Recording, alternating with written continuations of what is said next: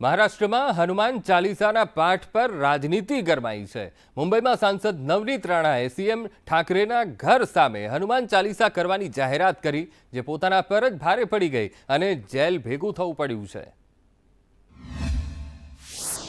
મહારાષ્ટ્રમાં લાઉડસ્પીકર પર પહેલાથી જ રાજકારણ ગરમાયેલું છે, ત્યારે હવે એક વધુ વિવાદ હનુમાન ચાલીસાને લઈને શરૂ થયો છે।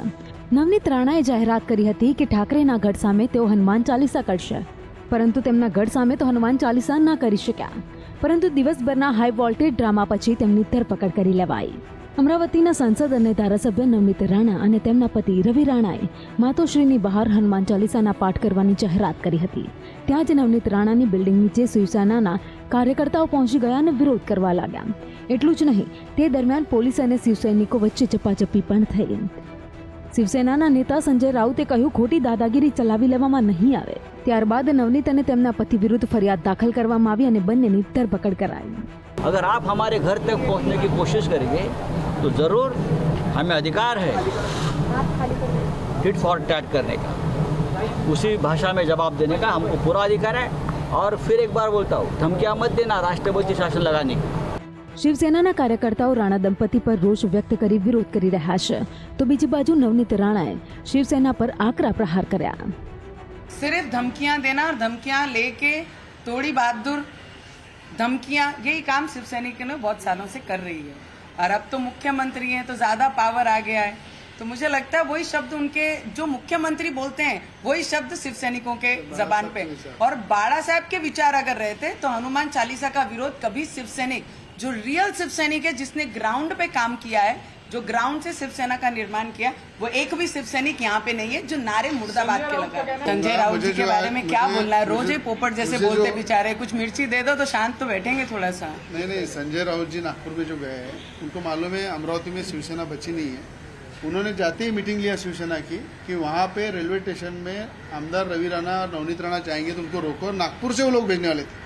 मुझे लगता है मुझे रोकने के लिए, हमको रोकने के लिए संजय राउत को नागपुर भेजा गया है मातोश्री से।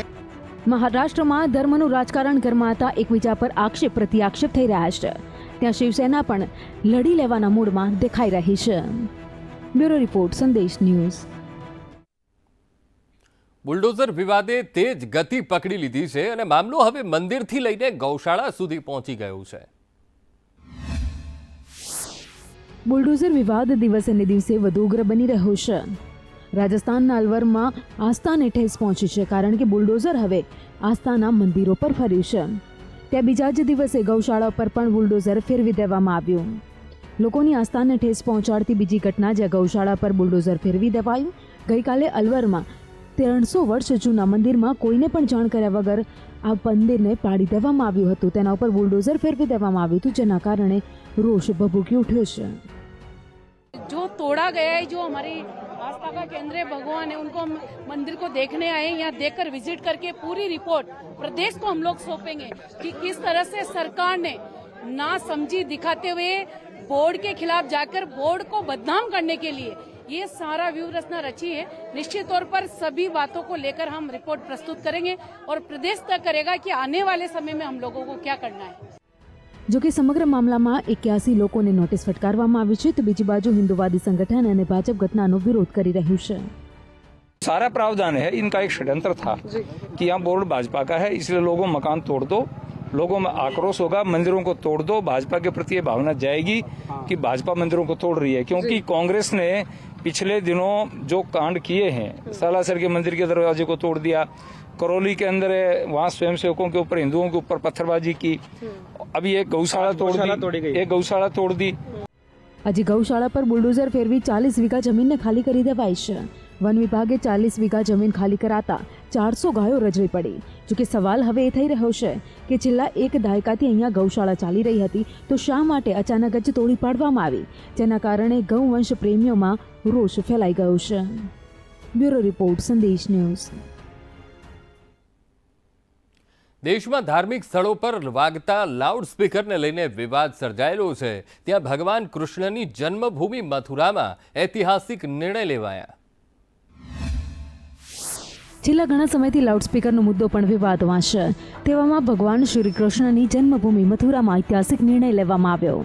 કૃષ્ણ જન્મભૂમિ મંદિરના પ્રશાસને નિર્ણય કર્યો છે કે હવે મંદિરમાં કોઈ પણ પ્રકારના લાઉડસ્પીકર નહીં વાગે. ત્યારે ભગવાન કૃષ્ણના ધામમાં પણ ભાઈચારાની ભાવના જોવા મળી. મંદિરની બાજુમાં આવેલી મસ્જિદ શાહી ઈદગાહમાં પણ સ્પીકર સ્વેચ્છાએ બંધ કરાયા. ઈદગાહમાં લગાવવામાં આવેલા 3 મોટા સ્પીકરને હટાવી દેવાયા અને અવાજ બહાર ન જાય તેવા નાના સ્પીકરને રાખીને નમાજ અદા કરવામાં આવી. लेकिन फिर भी क्योंकि हमारे यहाँ ईदगाह में अजान 1-1.25 मिनट होती है, एहतियात के तौर पर पहले से भी जो सुप्रीम कोर्ट के मानक थे उसके अनुसार ही कम ध्वनि में बजाया जाता है. लेकिन फिर भी हमने 2-3 स्पीकर उतारा दिए हैं. एक स्पीकर मात्र परिसर के लिए है, वो भी कम ध्वनि का, वो उसमें जैसे अंदर इधर बजेगा. कहना चाहूँगी बहुत ज़ोर से नहीं होना चाहिए, पर कम आवाज़ में अगर ये तीर्थ स्थान पे या कहीं पे भी बजता है तो वो एक भक्ति का भाव और ज़्यादा जगा देता है, सोने पे सुहागा हो जाता है. तो कम आवाज़ पे होना चाहिए, पर बहुत ज़ोर से कहीं पे भी नहीं होना चाहिए. हमें कथा पढ़ने का टाइम नहीं है, लेकिन अगर कथा सुन लो तो भी हमें बराबर ही पुण्य मिलता है. तो स्पीकर बजने चाहिए, चाहे कम आवाज़ में बजे, दूसरों को परेशानी ना हो, लेकिन ये कानों में सबकी आवाज़ जानी चाहिए, ताकि जो जिस पे पढ़ने का टाइम नहीं है, सुनने का टाइम नहीं है, मंदिर आने का टाइम नहीं है, तो बाहर से ही सुनते हुए चला जाए भगवान जी का नाम. લાઉડસ્પીકરને લઈને યુપીની યોગી સરકારે ખાસ ગાઈડલાઈન બહાર પાડી છે. 19 એપ્રિલે આ ગાઈડલાઈન બહાર પાડવામાં આવી છે. તમામ લોકો ધાર્મિક વિચારધારા અનુસાર પદ્ધતિને અનુસરવાની સ્વતંત્રતા આપવામાં આવી છે. આ માટે સાઉન્ડ સિસ્ટમનો ઉપયોગ નહીં કરી શકાય. અવાજ ધાર્મિક સંકુલની બહાર ન જાય તેનું ખાસ ધ્યાન રાખવું પડશે. યુપી સરકારની આ ગાઈડલાઈનનું લોકો સ્વેચ્છાએ પાલન કરી રહ્યા છે, ત્યારે દેશના અન્ય રાજ્યોમાં પણ આ જ ભાઈચારો જોવા મળે તેવી સૌ કોઈને આશા છે. બ્યુરો રિપોર્ટ, સંદેશ ન્યૂઝ. 24 એપ્રિલ એટલે કે આવતીકાલે પ્રધાનમંત્રી નરેન્દ્ર મોદી જમ્મુ અને કાશ્મીરના પ્રવાસે જવાના છે, જેમાં કરોડોના વિકાસના કાર્યોની ભેટ આપશે, સાથે જ કેટલાક કાર્યક્રમમાં હાજરી આપશે. કલમ 370 હટ્યા બાદ પ્રધાનમંત્રી નરેન્દ્ર મોદી પહેલીવાર જમ્મુ કાશ્મીરની મુલાકાતે જઈ રહ્યા છે, જ્યાં તેઓ કરોડો રૂપિયાના ઔદ્યોગિક પ્રોજેક્ટના શિલાન્યાસ સમારોહમાં હાજરી આપશે. પરગણામાં પીએમ મોદી મુલાકાત લેવાના હોવાથી પહેલાં જ આ વિસ્તારની સુરક્ષા સઘન કરી દેવામાં આવી છે. પોલીસ અધિકારીઓએ પીએમના પ્રવાસ પહેલાં તમામ વિસ્તારની સમીક્ષા કરી અને સરહદ તેમજ રાષ્ટ્રીય ધોરીમાર્ગ સુરક્ષા ગ્રીડને મજબૂત કરવા હાકલ કરી છે. આ સાથે સુરક્ષા એજન્સીઓ દ્વારા આધુનિક ડ્રોન વડે ઘણા સ્થળો પર નજર રાખવામાં આવી રહી છે. પીએમ જમ્મુના પ્રવાસે જઈ રહ્યા છે ત્યારે 3100 કરોડના વિકાસ કાર્યોનું લોકાર્પણ, બનિહાલ કાજીગુંડ રોડ ટનલનું ઉદ્ઘાટન. આ ટનલ 8.45 કિલોમીટર લાંબી છે. 3100 કરોડ રૂપિયાના ખર્ચે બની છે ટનલ. બનિહાલ કાજીગુંજ વચ્ચે 1.5 કલાકનો સમય બચશે. 2 હાઇડ્રો પાવર પ્રોજેક્ટનું પણ કરશે ખાતમુહૂર્ત. પ્રધાનમંત્રી નરેન્દ્ર મોદીના પ્રવાસના 2 દિવસ પહેલાં જ જમ્મુ કાશ્મીરમાં આતંકી હુમલાઓ થયા છે, જેને લઈને સુરક્ષા વ્યવસ્થા વધુ કડક કરી દેવાઈ છે. બ્યુરો રિપોર્ટ, સંદેશ ન્યૂઝ. પ્રધાનમંત્રી આવતીકાલે જમ્મુ કાશ્મીરના પ્રવાસે જવાના છે અને તે પહેલા જ આતંકીઓએ એક બાદ એક 3 હુમલા કર્યા. જોકે તપાસ એનઆઈએને સોંપવામાં આવી છે, પરંતુ માર્યા ગયેલા આતંકી કંઈક ખતરનાક કરવાના પ્લાનિંગમાં હતા. જમ્મુમાં પ્રધાનમંત્રી નરેન્દ્ર મોદીની મુલાકાતના 2 દિવસ પહેલા આતંકી હુમલાનું મોટું ષડયંત્ર નિષ્ફળ ગયું છે. જમ્મુમાં સુંજવા અને ચડ્ઢા આર્મી કેમ્પ નજીક સિક્યુરિટી ફોર્સ પર આતંકીઓએ ફાયરિંગ કર્યું, જે બાદ એન્કાઉન્ટર શરૂ થયું, જેમાં 2 આતંકવાદીઓ ઠાર થયા છે, જ્યારે 5 જવાન ઘાયલ થયા છે. સમગ્ર ઘટનાના વિડીયો સામે આવ્યા છે. દ્રશ્યોમાં દેખાય છે કે કેવી રીતે આતંકીઓએ સીઆઈએસએફની બસ પર હુમલો કર્યો. જમ્મુના એડીજીપી મુકેશ સિંહે કહ્યું કે આતંકીઓ પાસેથી મોટા પ્રમાણમાં ગોળા બારૂદ મળી આવ્યા છે, જેના પરથી લાગે છે કે આ ફિદાઈન હુમલો હતો. તેઓ પીએમની યાત્રા પહેલા અનેક મોટા હુમલાઓ કરવાના પ્રયાસમાં હતા.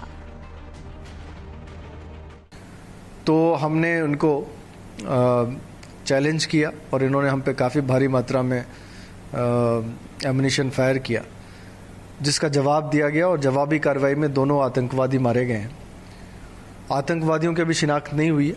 ये तफ्तीश शुरू हो गई है और तफ्तीश के दौरान ये पता चलेगा कि ये कौन थे, कहाँ से आए थे और कौन सी तंजीम के थे. लेकिन जिस किस्म की का असला एमुनिशन वो कैरी कर रहे थे और जिस किस्म की आईडी वेस्ट उन्होंने पहन रखी थी, ये लगता है कि किसी बड़े आतंकी घटना को अंजाम देने के लिए वो आए हुए थे. જમ્મુના સુંજવાના જલાલાબાદમાં એન્કાઉન્ટર પૂરું થયું છે. આતંકવાદીઓના શબને જપ્ત કરવામાં આવ્યા છે. અગાઉ 10 ફેબ્રુઆરી 2018માં સુંજવાના આર્મી કેમ્પ પર જૈશ-એ અહમદના આતંકીએ હુમલો કર્યો હતો. આ હુમલામાં સંદેશ ન્યૂઝ.